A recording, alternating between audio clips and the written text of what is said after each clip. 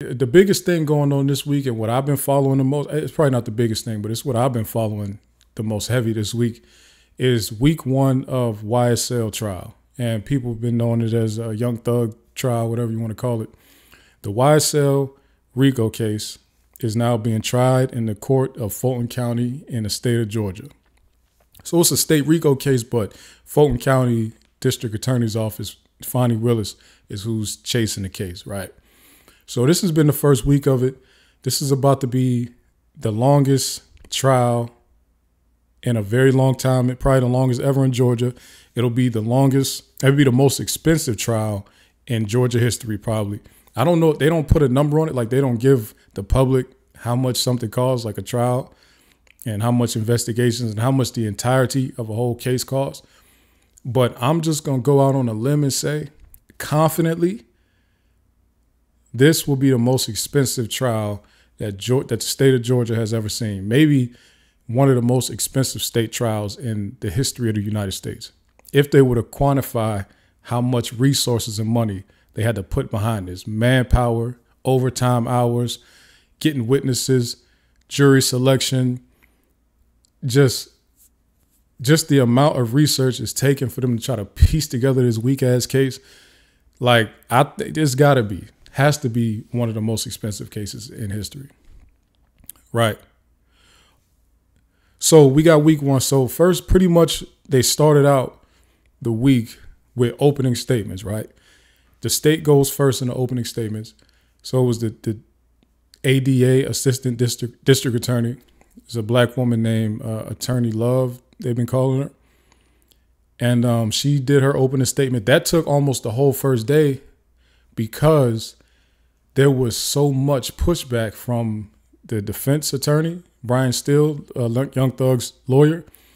He was objecting to so many things, and it got to the point where all the defense attorneys objected to a piece of the presentation that was being used by the district attorney, the assistant district attorney, the prosecutor, that they pretty much shut the court down for like 4 hours to sit in there without the jury to argue about this PowerPoint that the prosecutor had. Essentially what happened was, if y'all remember a couple weeks ago, the judge started yelling at the prosecution team saying, why are y'all hiding evidence from the defense? Pretty much the judge said, this is your final warning. Y'all better give the defense teams all of the evidence that you have. Do it now. That's a court order. If you don't do it, I'm going to throw everything out that you didn't turn over to them, right? So then when the trial started on Monday, what happened was the prosecution, and they were also ordered to give every piece of media, every file, every document, every image, every video, whatever you plan on using in your opening statement, all of it, give it to the defense. Let them have a chance, because clearly this is some type of discovery, because you plan on saying it in the opening statement and then trying to prove it later on during the trial, right? So since you are doing it like that, give it to them so that they can have a chance to prepare for it, right?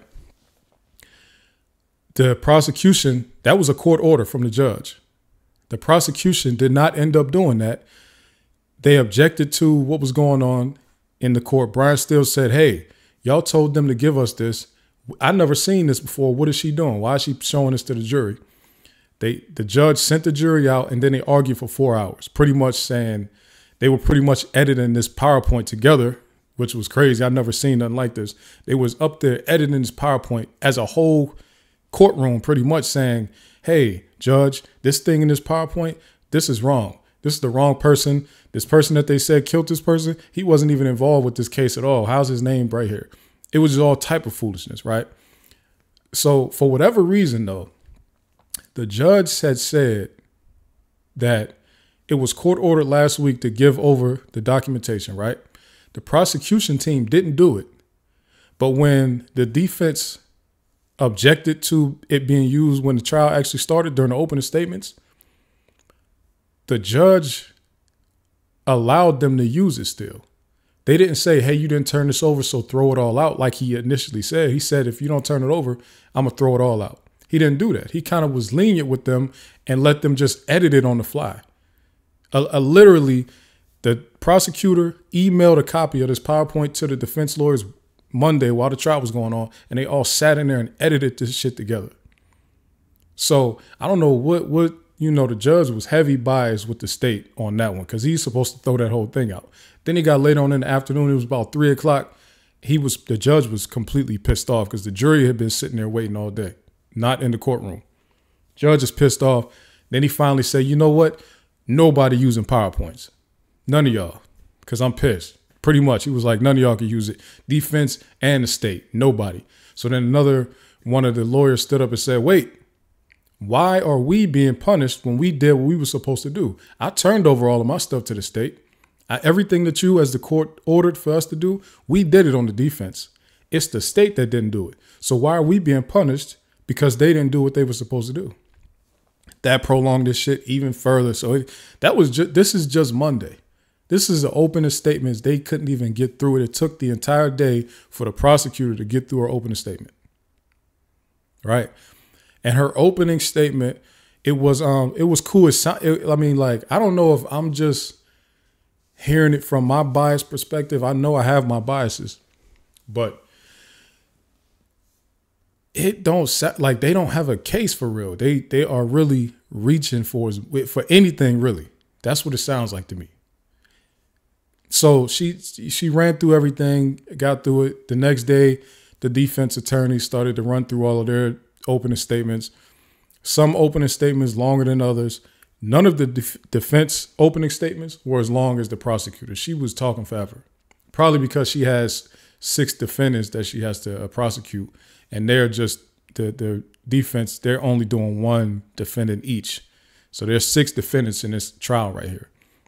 So, so that's how this thing starts out. This whole thing has been like a circus for real. That's to say the least. It's really been worse than a circus. It's crazy because they playing with people's freedom right now. People who they wouldn't let get a bond, playing with their freedom, talking about they got 400 witnesses. The state is saying they have 400 witnesses, right? That list is the condensed list from the original 700 person witness list that they had originally. They condensed it down to 400 to kind of appease the court, but really 400 is still an extremely high number of witnesses in a case where you claim to have evidence. If you have evidence, you don't need that many people to testify. So it's really, this right here is a landmark case right here, right? First of all, depending on the turnout of this case, I think other states are going to follow suit and just take the blueprint from Georgia, first of all, even though it's not going to work the same in every state because every state has their own laws. Secondly, this freedom of speech stuff, because lyrics are being used in the court, this freedom of speech and music and rap specifically, also we're going to get some new case law here. We're going to get some new precedent being set here, right? So that's going to be tough for a lot of these rappers that rap about stuff that they probably actually was involved with, right? And then just the fact of the implications on the rap industry as a whole. It's almost like with a lot of the conversation being about how rap is dying, how the hip hop is falling off and all this good stuff. If this coinciding with people saying rap is falling off and now they have a way, they have an example now of how to get these rap crews out of here. If this is successful on the part of Georgia, if they're the district attorney, Fonnie Willis, if she is successful in dismantling YSL, she is laying the groundwork to get rid of some of the most popular rap that a lot of us love all over the nation. Because rap is founded on expressing your raw emotions about your current condition, whatever that condition is. Just a lot of people that end up becoming famous rappers happen to come from poverty. So if you come from poverty, you start to talk about your current conditions and you talk about what you have been doing to get out of poverty. A lot of times that involves bending and twisting and breaking rules sometimes. So if she is successful in this does not only mean something as it relates to using lyrics in court. I don't even understand why that's such a big emphasis for people. That to me is a very small thing in the grand scheme of what could be going on right now. Right? To me, this is a worse precedent being set on people who may have committed crimes in the past, sometimes far past, then they change their life. And now because a local authority doesn't like the fact that they changed their life and they didn't get them back then, now they're going backwards and saying, let's go get them for old stuff that they're not doing anymore and that they're very far removed from doing. Right? A lot of the crimes that they're talking about in this whole Rico case are 10 years old plus. A lot of them, I guess, I think, no, I won't say that, but a lot of these crimes are old. So it's pretty much on some stuff like you made it out. You as a black man figured out a way. I don't need to be committing crimes no more. I figured out another way, and I'm setting an example for a lot of other dudes that might be committing crimes now that can do it another way. Now it's like, well, I can't even change my life now. So now I pretty much need to be squeaky clean from birth now as a black man. Because we were at a point where we were saying like, all right, just jump in the streets, get as much money as you can. If you go to jail, at least you had a good run. Right? That was a couple of decades ago. That was the mindset, right? Get as much money as you can. If you go to jail, you can run the jails and you can still get your money. That used to be the mindset. And then we got to the point where people started setting, yo, this is the example of how you can get in this rap thing as a street dude. So Birdman comes in, Jay-Z comes in, and then a host of other like Southern trap rappers come in. They show street dudes how this is how you become a rapper. You ain't even got to be behind the scenes no more. You could become the straight up the artist if you got talent or if you got business sense. Then they showed that. So now it's like, all right, I'm going to do my hustle thing. Then I'm going to go transition into this music thing. And a lot of them older dudes, they never caught no cases like this. They didn't catch the case even close to this. Jay-Z's biggest case is what? Stabbing somebody in a club, and it barely was a stab, you know, whatever. Well, that's his biggest like criminal case right there since he's been famous. They not letting the young dudes do that now. Essentially, they're saying you made it out and you did stop, but that's not good enough. We need you we don't like that you stopped. We don't like that you made it out. We don't like that you have millions of dollars now. We need payback for that. We need retribution. We need you to come back here and we're going to serve you up. So that's what I think is happening right now. So opening statements happened, right? That took 2 days. Then they called in their first expert witness. The state called in the expert witness. I'm sorry because I'm going through this because if you've been seeing, I've been following this since they got arrested. Mostly because the Cleveland Ave area is like close by where I'm at. It's not far at all. 15, 20 minutes, right? That don't mean I got no inside information. It just means that it's local to me. So as somebody that's following news stories and especially major criminal cases, I'm watching this one closely, right? And some of these people are like Fonnie Willis was a politician where I currently live now before she became Fulton County DA. So it's close, right? So they call their first expert witness, and their expert witness is a police officer who's like a detective, I believe, and he's pretty much a gang expert. Essentially, that's what he is. He's like a gang expert, how to identify gangs. He knows all the gangs in the area. He knows about gangs nationally. He knows how they move throughout the company, how they spread, how they move throughout the country, how they spread, how they recruit. He knows the history of them, who's founded them, the different sets within larger gangs. He knows he's an expert, real expert. Like he was testifying and I'm like, all right. At first it was I was like, yo, how's he calling himself an expert? But then he kept going.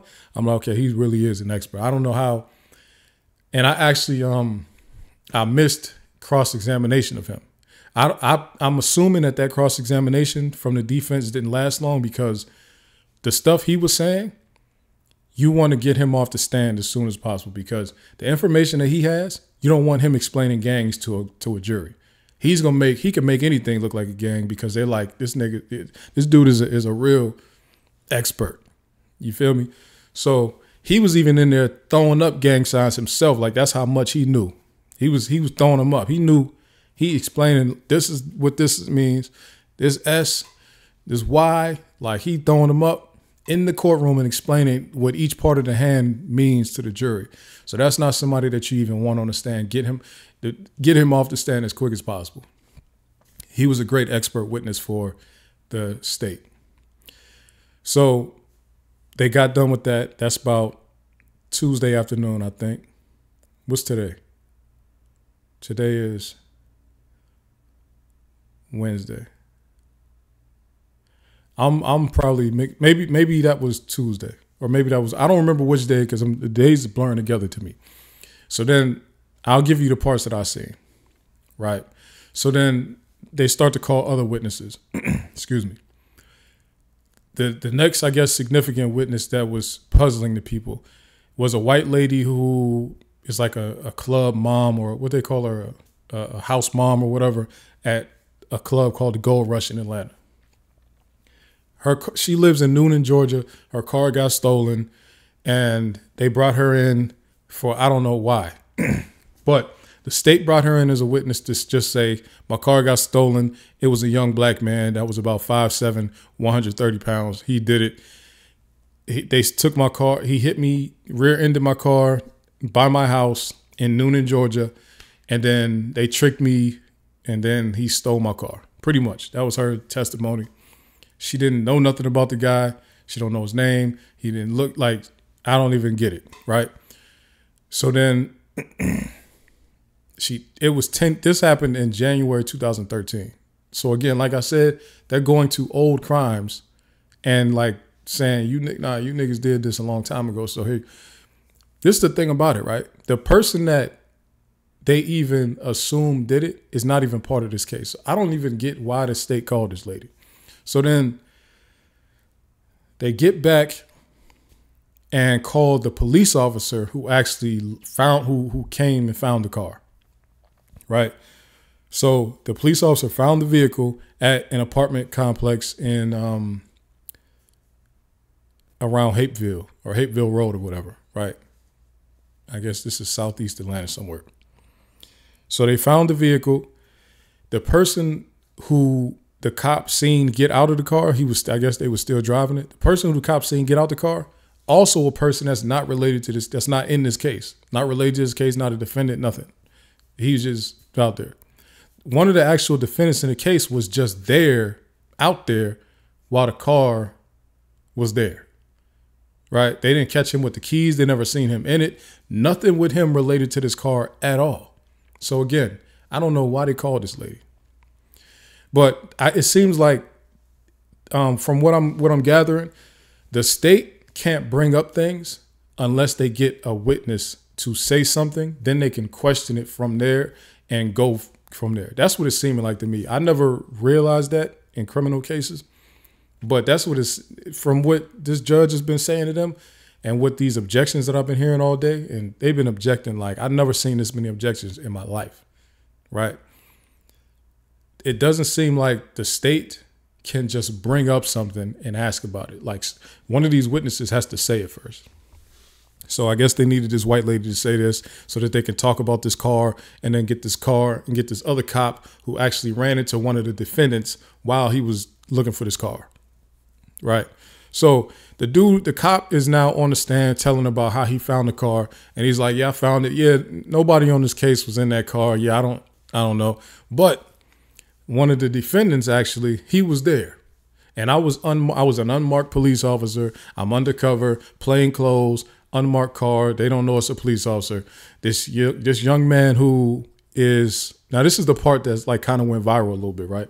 This young man who was part of this case, he saw my car, walked up to my car, and he was very aggressive. They was trying to tell me to roll down the window, and I didn't want to roll the window down. And then next thing I know, he flashed a gun at me. He showed me his gun and pointed it at me or something like that. I was scared. I drove off. When I drove off, I called for back. I guess he had to drive off and couldn't arrest him because they're undercover. Also, his identity was concealed in the courtroom. They didn't show us who he was, what he looked like anyway. Said his name, but they didn't show his face. So I guess he wants to stay anonymous as an undercover officer, even though he said he's a captain now. Whatever. So he says the young boy pulls the gun on him and he drove off.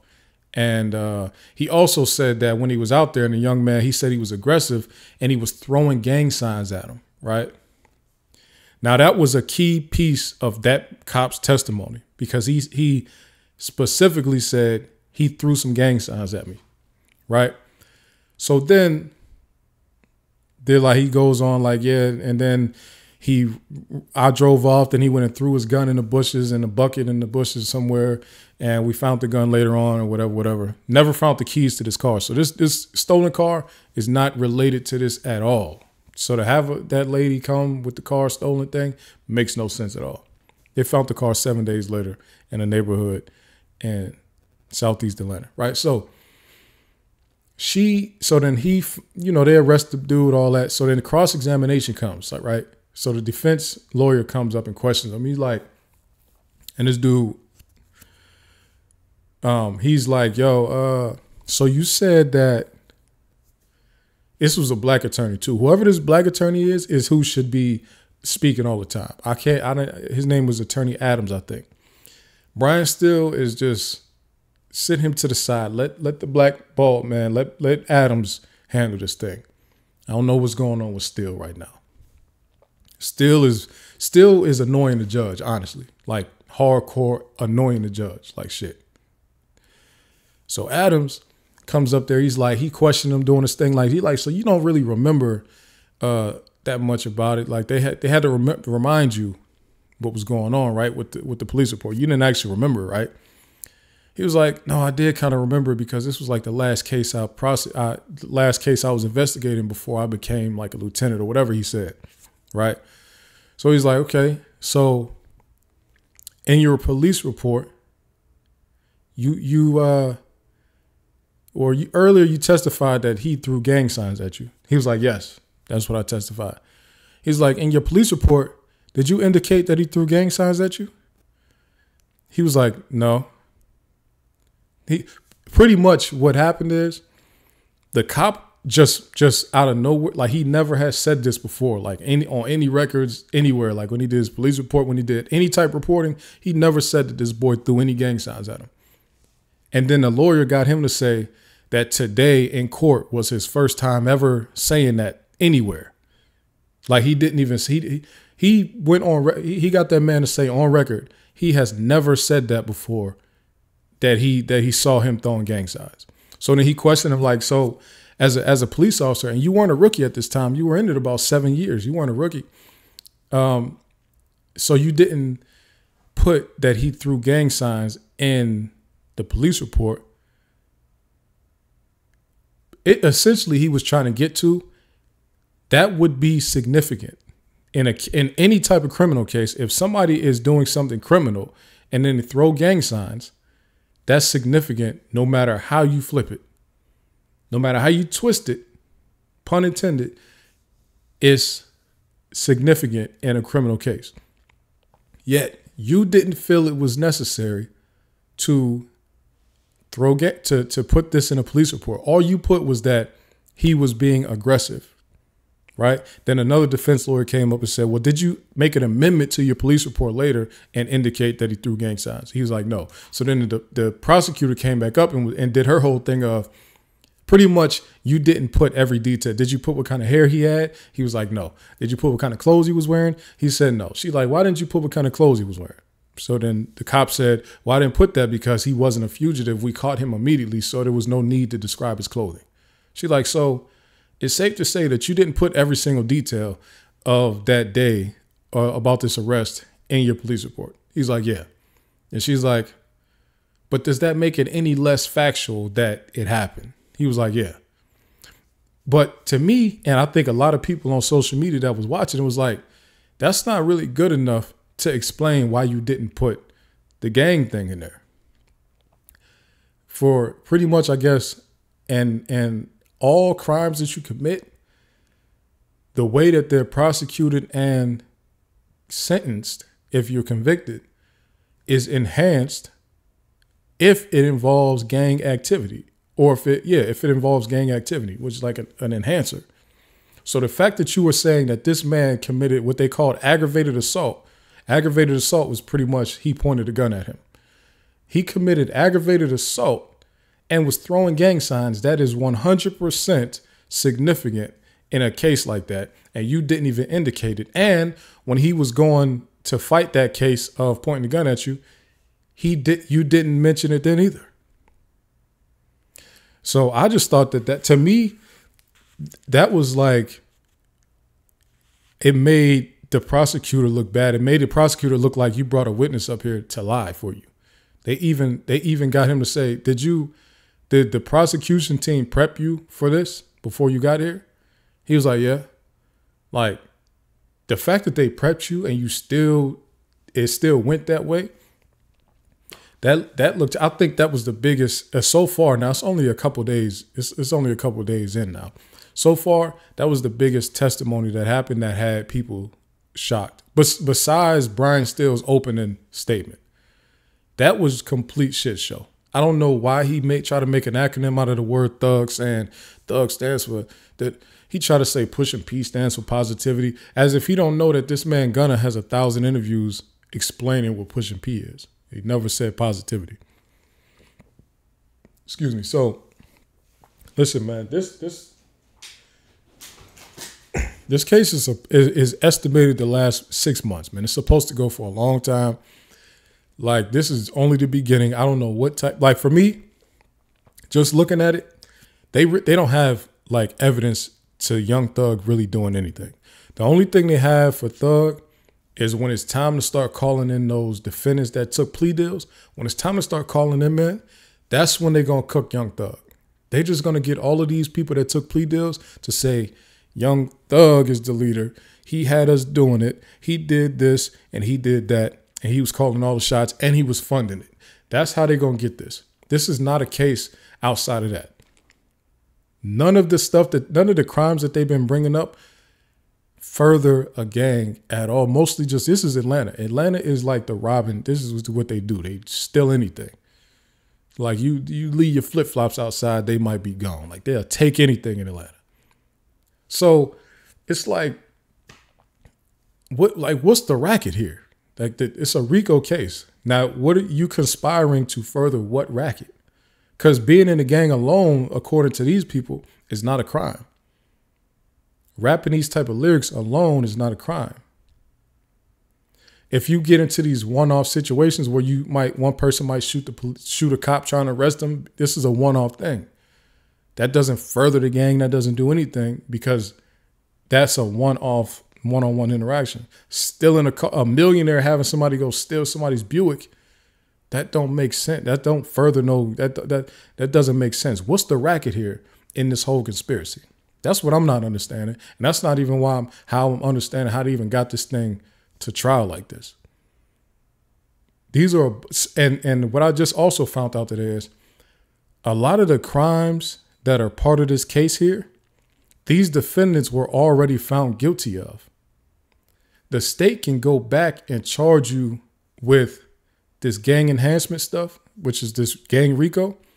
They can go back and charge you with it. It's like a new crime. Pretty much you committed that crime that you were convicted of because you were trying to further the gang's activity.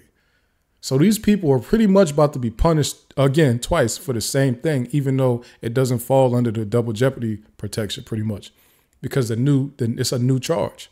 The new charge of in furtherance of the gang. This is sick, man.